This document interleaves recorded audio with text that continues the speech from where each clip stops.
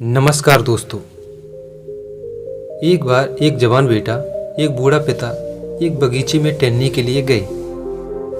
बूढ़े पिता ने बेटे से कहा, मैं बहुत थक चुका हूँ और थोड़ी देर बैठना चाहता हूँ। जिसके बाद पिता और बेटा पार्क के एक बेंच पर बैठ गए।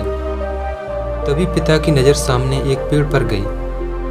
वहाँ उन्होंने देखा कि एक पक्षी पेड़ की टहनी पर बैठा है। थोड़ी देर तक पिता उस पक्षी को देखता रहा। फिर उसने अपने बेटे से पूछा, बेटा वह क्या है?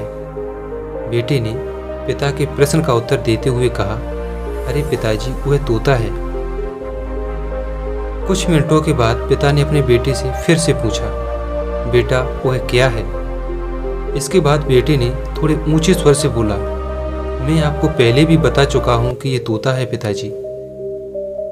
थोड़ी देर बाद पिता ने एक बार फिर उसी प्रश्न को दोहराया और पेड़ की टहनी पर बैठे पक्षी को दिखाकर पूछा कि बेटा वह क्या है?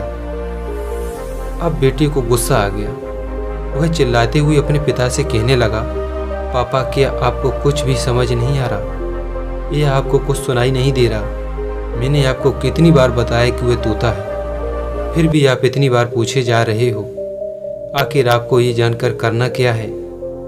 बेटे की बात सुन बूढ़े पिता ने बड़े ही नम्रतापूर्वक और धीमी आवाज में कहा, बेटा, मालूम है जब तुम करीब 4-5 साल के थे तो तुमने ये सवाल मुझसे 25 बार पूछा था, और ये सवाल पूछते वक्त तुम मुझे इतने प्यारे लग रहे थे कि मैं तुम्हारे हर सवाल पर तुम्हारे गाल पर एक किस कर देता और तुम्हें जवाब देते हुए कहता कि वह तोता है मेरे बच्चे। लेकिन तुम तो मेरे केवल 3 सवाल पूछने पर ही गुस्सा हो गई।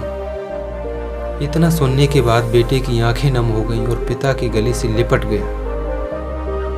दोस्तों, ये तो सिर्फ एक कहानी है, लेकिन वास्तव में कई लोग अपने माता पिता को बूढ़े हो जाने पर उनके साथ अच्छा व्यवहार नहीं करते।